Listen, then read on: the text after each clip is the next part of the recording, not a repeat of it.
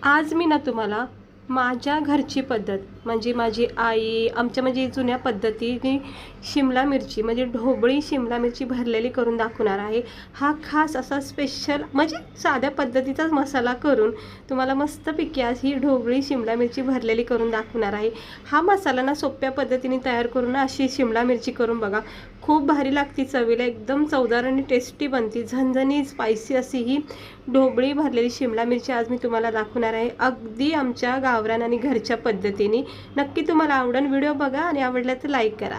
ते इकडे बघू शकता, भरलेली शिमला मिरची करण्यासाठी मी अशा छोट्या छोट्या मस्तपैकी अशा शिमला मिरच्या घेऊन आल्यात।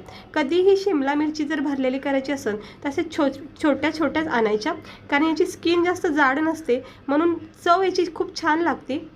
ह्याला तुम्ही दोन प्रकारे कट करू शकता, हा देठाचा भाग किंवा असं वांग्यासारखे 4 भाग करायचे। कुठल्याही तुम्हाला आवडेल ती पद्धत इकडे वापरू शकता।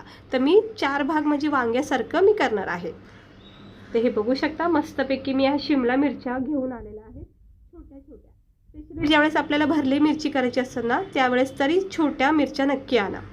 तर चला हे जरा साईडला ठेवूया आणि आमचं घरचं जे वाटण आहे म्हणजे वांग्याला, दोडक्याला आणि मिरचीला करतो ते म्हणजे शेंगदाणे, लसूण आणि थोडंसं सुकं खोबरं टाकून हे एक मी वाटण केले। साहित्य तुम्हाला सांगितलेलं आहे, 5-7 पाकळ्या लसणाच्या घ्यायच्या, थोडं भाजलेले शेंगदाणे आणि थोडंसं सुकं खोबरं टाकायचं आणि याचं एक जाडसर वाटण करायचं, अगदी बारीक नाही करायचं, थोडंसं याच्यामध्ये जाडपणा ठेवायचा। उखळमध्ये किंवा मिक्सरमध्ये करू शकता। मग हे सगळं जे वाटण आहे ना एका प्लेटमध्ये काढून घेऊया।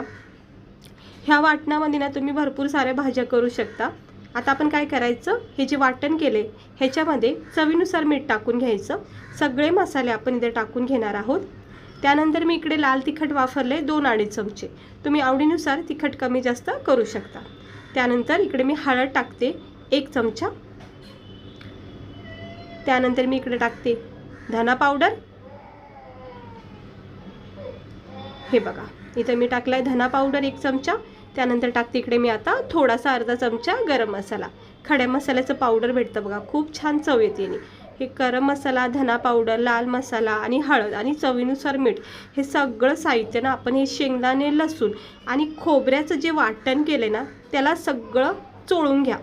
लगेच ह्याच्यामध्ये थोडं पाणी किंवा तेल टाकायचं नाही, अगोदर हे सगळा मसाला ह्या शेंगदाणे लसूणला चोळून घ्यायचा। खूप छान मग एकजीव होऊन जातो, कोटिंग मस्त लागते मसाल्याची। हा मसालाच आम्ही करतो बरं का नेहमी घरामध्ये, म्हणजे खूप जुन्या पद्धतीपासून माझी आई पण असंच बनवायची आणि आईचं बघून बघून मी सुद्धा आता शिकले आणि खूप छान चव लागते मग प्रत्येक भाज्यामध्ये। हे एकदम तुम्ही करून सुद्धा फ्रीजमध्ये, प्लास्टिकच्या डब्यामध्ये, काचेच्या बॉटलमध्ये ठेवू शकता आणि मग छोट्या छोट्या भाज्या तुम्ही बनवू शकता। तर माझ्या जर खूप आवडीचा हा मसाला आहे, दोडका असो वांगा असो लगेच होतं। आता मसाला ठेवला, थोडासा मसाला असं चोळून ठेवलेला आहे, तोपर्यंत आपण ह्या मिरच्या कट करून घेऊया। छोट्या छोट्या मिरच्या असल्या की कटिंग करायला सुद्धा सोपं जातं आणि खायला मात्र चव मात्र खूप छान असते। तर मी तुम्हाला ना सुरुवातीची एक पद्धत दाखवते, ती म्हणजे हे देठाचा भाग कसा कट करायचा। जर नसेल माहिती बघून घ्या। एकतर हे असे 4 भाग करायचे, अगदी शेवटपर्यंत ह्याला कट नाही करायचं, नाही तर पाकळ्या निघून जातील सगळ्या आणि मग आपल्याला स्टफिंग भरायला जमणार नाही। त्यामुळं अलगद वरच्यावर ह्याला 4 भाग करा। हे बघा आता मी जरा व्यवस्थित करते, चाकूला थोडी धार कमी आहे। हे बघा हे असे 4 भाग करायचे, अगदी आपल्या वांग्यासारख्या करायच्या, शेवटपर्यंत कट नाही करायची, वरच्यावर करायचं। एक साईड ठेवून दिली, आता दुसरी अशीच करून घेते। हे तुम्हाला मी 4 भागाची कशी कटिंग करायची ती सांगते। आता माहिती ते असेल, पण कुणाला जर पहिल्यांदा बघत असतील तर त्यांना सुद्धा ही माहिती मिळेल। हे असे 4 भाग केलेले आहेत, खालपर्यंत नाही न्यायचं। आता हा देठाचा भाग कसा कट करायचा ते पाहून घ्या। हा वरचा देठाचा भाग असतो ना, हे वरचा काढायचा असं, आणि मग आपला पोहा खायचा चमचा असतो ते घेऊ शकता किंवा असं चाकूच्या साहाय्याने अलगद मधोमध ह्याला असं होल करायचं आणि मग थोडंसं कटिंग झालं की मग एका आपल्या हलक्या बोटाच्या साहाय्याने ह्या ब्या वगैरे सगळे तुम्ही काढू शकता आणि हे पोकळ करू शकता, म्हणजे मसाला याच्यामध्ये व्यवस्थित आपल्याला भरता येईल। ते बघा मी हलक्या हाताने ह्या पद्धतीच्या शिमला मिरचीची भाजी मी टाकलेली आहे व्हिडिओमध्ये, तुम्ही बघू शकता। आता हे बघा सगळं मोकळं केलंय, हा आहे देठाचा भागाचा प्रकार। असं पण तुम्ही करू शकता किंवा असे 4 भागसुद्धा करू शकता. तर चला आपण आता जो मसाला तयार केला त्याची तयारी करूया. ह्या सगळ्या मिरच्या मी घेतल्यात कटिंग करून व्यवस्थितपणे छानपैकी असे 4 भाग केलेले आहेत. आता हा जो मसाला आपण तयार केला आहे ह्याला 1-2-3 मिनटं झालेले आहेत कोटिंग करून. थोडंसं शेंगदाणे लसूणचं जे मिक्सरमध्ये वाटण केलं आहे त्याच्यामध्ये थोडंसं अगदी थेंबर पाणी टाकायचं. त्याने काय होतं, मसाला पॅक राहतो आणि पॅक राहिल्यामुळं काय होतं, त्याला ओलसरपणा भेटतो, त्यामुळं मसाला पॅक राहतो.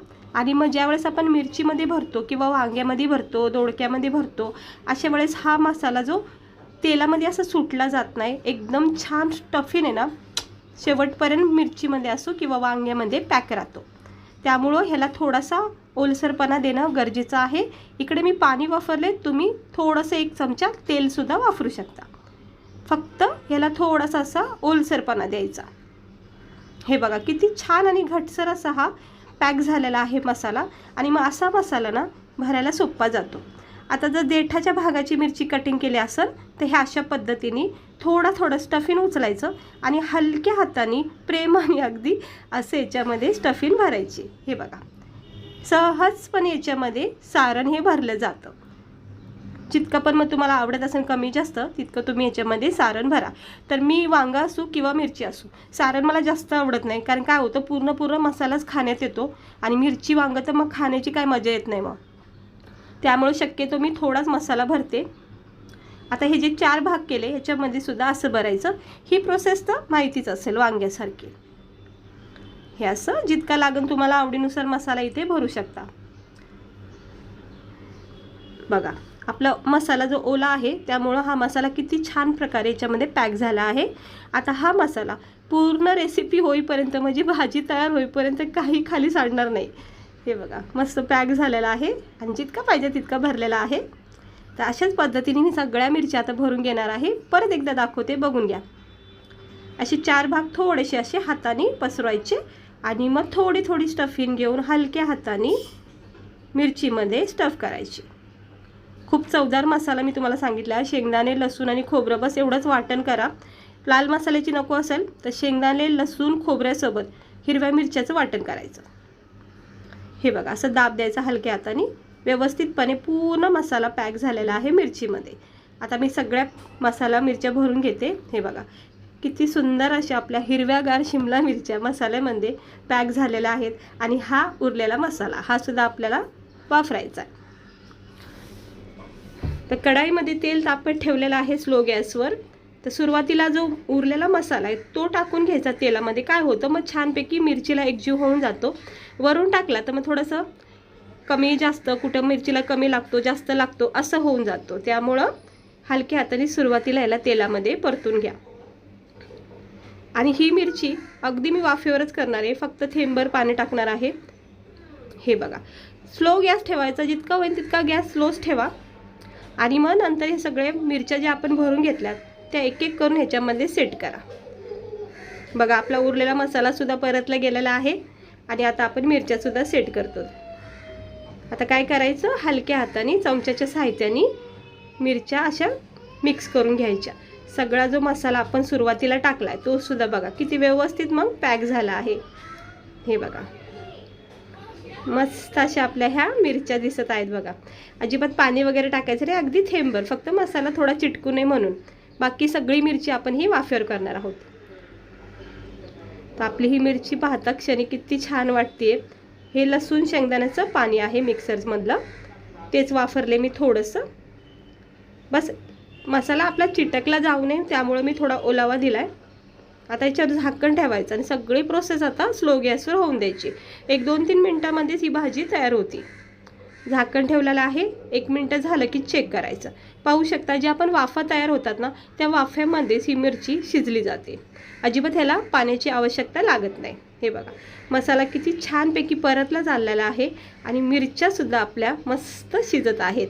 आणि स्पेशली ना मी तुम्हाला एक सांगते, मिरची असो वांग असो अगदी गाळ करू नका, कारण गाळ झालं ना ते आपल्याला साध्या घासामध्ये पण उचलता येणार नाही. मग उपयोगच काय ना मिरची बनवून वांग बनवून. त्यापेक्षा त्यामध्ये ना थोडासा कच्चापणा तर ठेवा. आता बघा झाल्यात आपल्या ह्या परफेक्ट मिरच्या, 1-2 वाफा घेतलेल्या आहेत आणि बघा किती मस्त आपली ही शिमला मिरची तयार झाली आहे खाण्यासाठी. हे पाहू शकता. ह्याच्यामध्ये मी थोडा कडकपणा ठेवला आहे, कारण हा जो कडकपणा असतो ना, हा ठेवल्यामुळे आपल्याला एक मिरची खाल्ल्याचा आनंद भेटतो की खरंच आपण शिमला मिरची खाल्ली आहे. हे बघा नरम सॉफ्ट झालेली आहे, म्हणून जास्त गाळ करायची नाही. मिरची अशीच असते, वाफेवरच शिजते. पण आपण उगाच गाळात करत बसलो तर मग एकदम पिचपिच होऊन जाईल. तो मसाला एकीकड आणि मिरची एकीकड असं होऊन जाईल. हे बघा अगदी अशाच पद्धतीने तुम्ही मिरच्या वाफून घ्या. किती सुंदर अशा टेस्टी झणझणीत मिरच्या आपल्या तयार झाल्या आहेत खाण्यासाठी. पाहू शकता मस्त अशी. बघा स्किन बघा किती नरम झालेली आहे, त्यामुळे जास्त गाळ करायची नाही, लगेच वाफेवर शिजले जातात. आता आपण ह्याला गरमागरम प्लेटमध्ये सर्व करूया.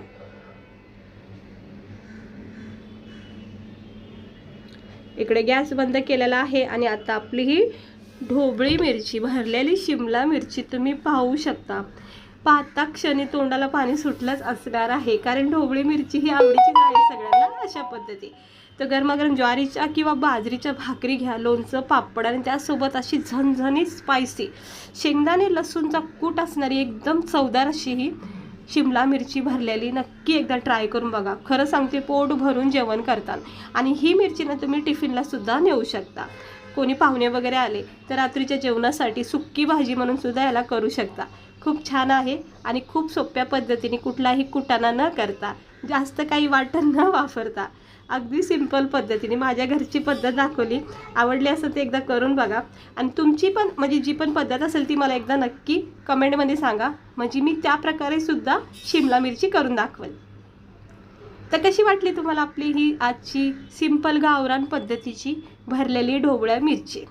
आता तुम्हाला लागली अप्रतिम भूक, आणि हा जो मसाला राहतो ना एक्स्ट्रा, ह्याची एक खाण्याची एक वेगळी मजा असते. तर ज्वारीच्या भाकरीबरोबर आणि बाजरीच्या भाकरीबरोबर तर अप्रतिम लागते आणि खूप चवदार बनलेली आहे. पाहू शकता ह्या मिरच्या आपल्या किती छान दिसतात. कुणालाही असं प्लेट दाखवलं तर भूक लागल्याशिवाय राहणार नाही. तर चला भेटते मी तुम्हाला पुढच्या व्हिडिओमध्ये. आजची ही रेसिपी आवडली असेल तर ट्राय करा, व्हिडिओला लाईक करा आणि हो सगळ्यांना गुरुपौर्णिमेच्या हार्दिक हार्दिक शुभेच्छा. भेटते मी तुम्हाला पुढच्या